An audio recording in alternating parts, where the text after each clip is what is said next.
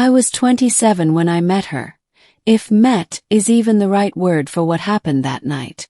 The first reports came from amateur astronomers. A shimmering object had entered Earth's atmosphere over the Pacific, descending with the grace of a falling feather instead of a meteor's fury. The news channels ran with the story for a day before it vanished from the headlines, overshadowed by politics, celebrity scandals, and the usual chaos of human life. But I couldn't let it go.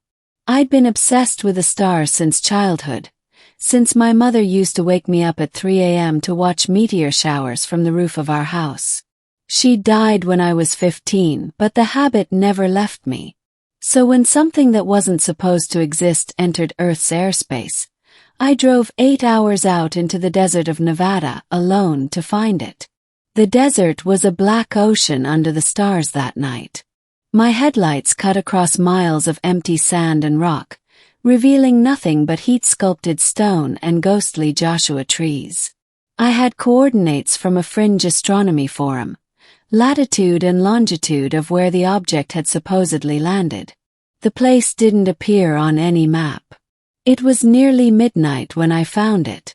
Crater. Small, maybe 50 feet wide, but glowing faintly as if the sand itself were lit from beneath. The air shimmered. I felt a strange tingling in my chest, like static crawling through my veins. And in the center of that crater, something stood. Not a ship. Not a meteorite. Figure. She was tall, slender, her skin faintly luminescent with a color I couldn't describe, somewhere between silver and blue. Her hair was long, dark as the void, and her eyes glowed faintly like twin stars. She was naked, though her body seemed cloaked in faint ribbons of light that moved with her breath. For a moment, I thought she was a hallucination brought on by exhaustion. But then she looked at me and started crying. Not a single tear, not an expression of sadness. She fell to her knees, trembling, her face buried in her hands, her body shaking as if centuries of grief had just erupted from within her. Froze. Every instinct screamed for me to run, but I couldn't move. Who are you?" I whispered. She looked up. Her lips parted, and when she spoke, her voice echoed, not through the air but inside my mind. "It's you," she said. "You came back." My heart hammered. "I think you've got the wrong person." She shook her head slowly, tears cutting bright lines down her glowing face. "No, I would know that soul anywhere. I have waited for you, for millennia." Part 1. The Stranger of Light. I don't know what drove me to help her. Maybe it was the human thing to do, or maybe something deeper had taken hold of me that night. She was weak, trembling. When I offered her my jacket, she accepted it without understanding how to put it on, her movements slow, uncoordinated. I led her to my jeep where she sat, staring out at the stars like a lost child. She didn't have a name at first. At least not one I could pronounce. When I asked, she said a sound that vibrated the air, almost breaking my eardrums. So I called her Ilera. She didn't seem to mind. As we drove back toward civilization, I tried to talk to make sense of her presence. "Are you from another planet?" "Yes." She tilted her head.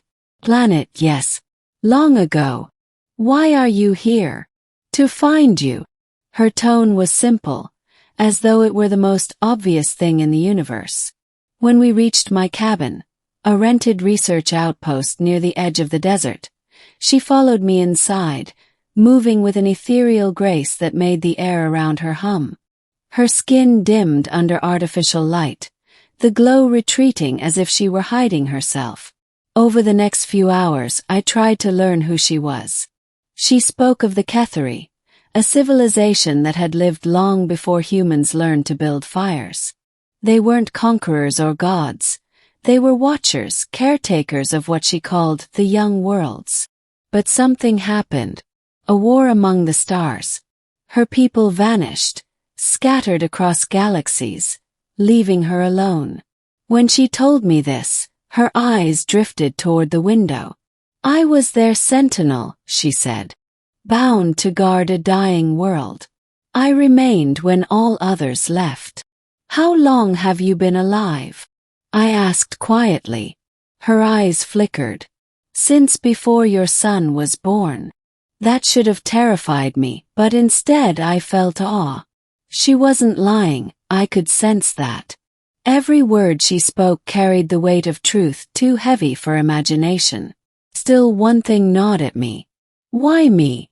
Yes. Why did you say you were waiting for me? Her gaze softened. Because you promised you would return. Part 2. Echoes of a Forgotten Soul. The following days blurred together. I hid Ilara from the world, claiming I'd found a meteor fragment, avoiding reporters and scientists. I didn't want her dissected by the same species she was trying to understand. In the quiet nights we talked. Or rather, she taught. She told me that life was not confined to matter, that consciousness, once awakened, could travel, resonate, and be reborn across ages. Her people had mastered that, moving between bodies, between eons, between worlds. And one among them, a human spirit born far too early, had once crossed her path. That, she said, was me. You were not like the others, Ilara told me one night as the desert winds howled outside. Your soul was bright, a spark of curiosity even among the endless. You saw our dying sun and wept for it. You told me that life would rise again even if we fell. You said you would come back when the stars were right. I wanted to dismiss it as cosmic poetry, but something deep in my chest stirred. Ilara reached out, touching my hand lightly. Her skin was cool, electric. Images flashed in my mind. Memories that weren't mine. Towers of crystal and flame. Oceans that glowed from within. A sky split by rings of light. And beside me a woman, Ilara or someone like her, looking out over a dying horizon. When this world fades, I heard myself whisper in that memory. I will return to you. I yanked my hand back, gasping. What was that? I stammered. A memory, she said softly. Of what was? Part 3. The government knows it didn't take long before others found out. Drones began appearing in the sky. Trucks passed down the dirt road more often than they should. I knew the U.S. military maintained surveillance over the desert, especially near restricted zones.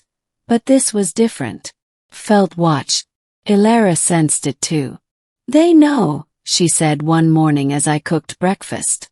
They can feel my presence through the resonance field. What resonance field? The pulse of my being, she replied. When I arrived, I disturbed your planet's magnetic harmony.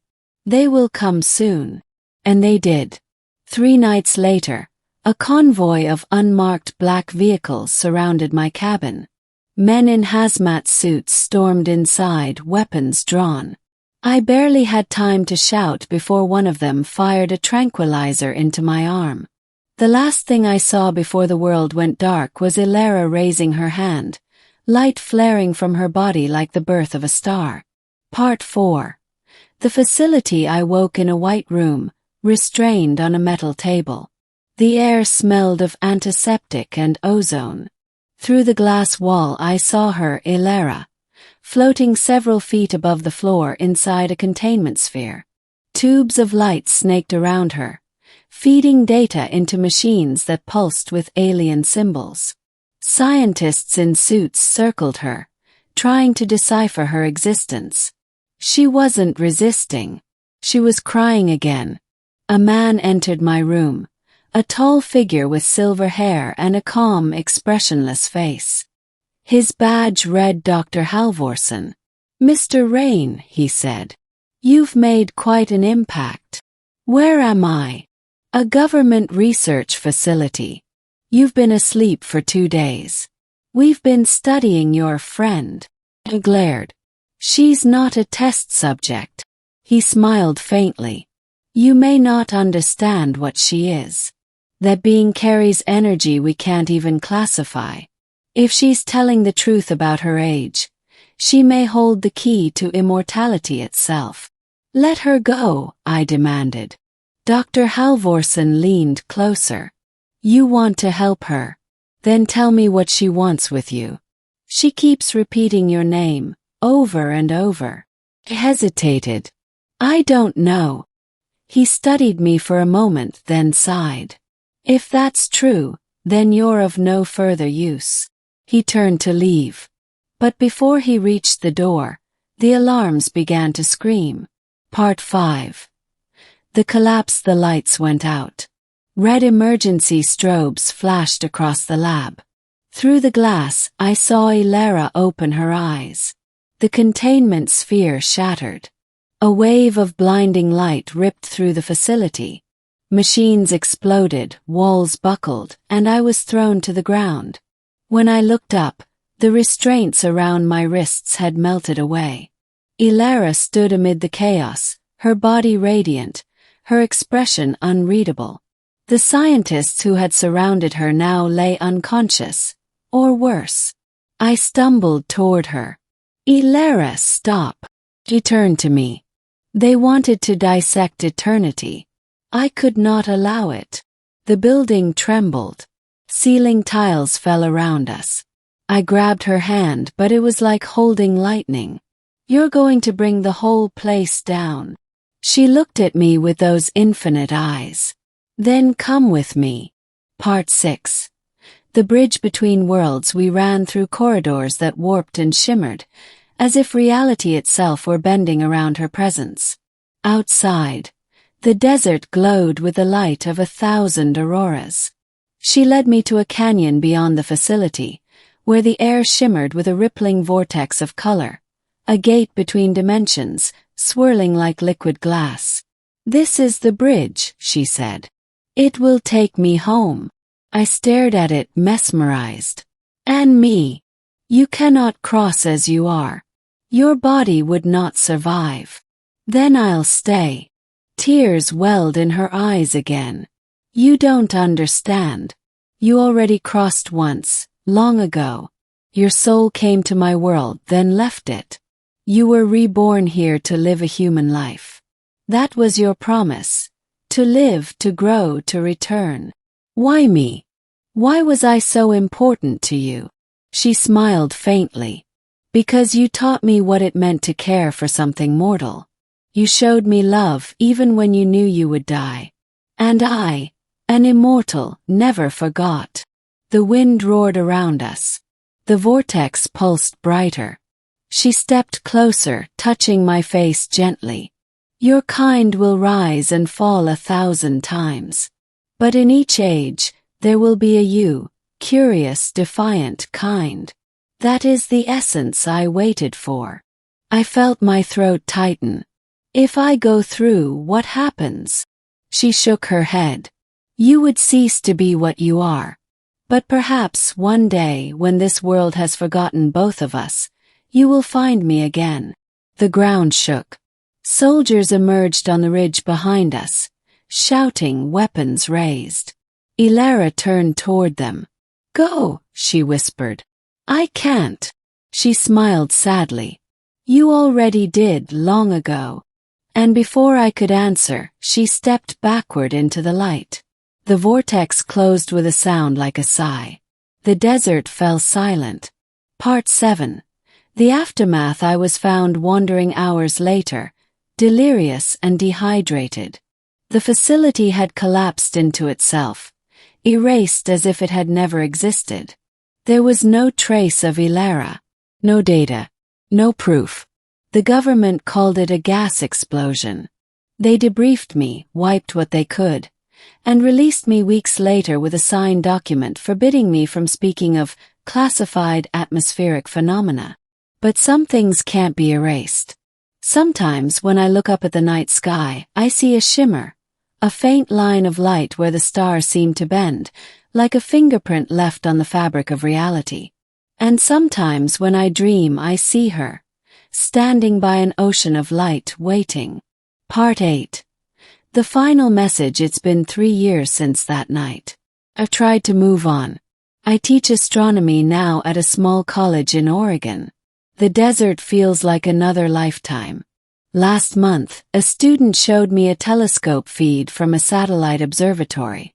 A new anomaly had appeared near the edge of the solar system, a shape moving against the stars, faintly pulsing, almost rhythmic. I downloaded the data, cleaned the signal, and listened. It wasn't noise.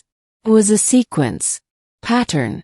When I decoded it, it formed a single phrase, repeated over and over in bursts of light. When the stars remember, I will return. I sat there for hours, staring at those words, tears in my eyes, realizing what they meant. She wasn't gone. She had found a way to speak again, across galaxies, across lifetimes. Maybe she's still waiting. Maybe she always will be. And maybe when my time comes to leave this world, when my body fades and my consciousness drifts into the vast unknown, I'll find her once more, standing in that ocean of light, smiling through her tears, whispering, "You came back."